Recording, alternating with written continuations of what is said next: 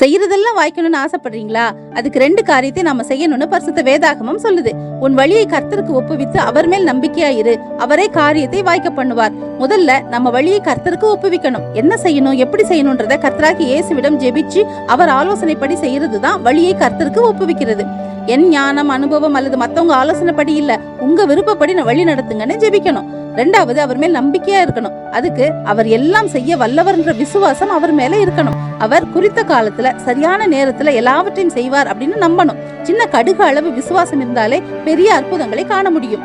வழியை அவருக்கு ஒப்பு கொடுத்து அவர் மேல் நம்பிக்கையா இருந்தா அவரே காரியத்தை வாய்க்க பண்ணுவார். உங்க காரியம் வெற்றியா இருக்கும். சாதாரண மனிதர்களாகிய நமக்காக கர்த்தர் காரியத்தை வாய்க்க பண்றாருங்கிறது எவ்வளவு பெரிய பாக்கியம். கர்த்தராகிய இயேசுவின் மேல நம்பிக்கையா இருக்கீங்கல்ல, நிச்சயமா முடிவு உண்டு. உங்க நம்பிக்கை வீண் போகாது.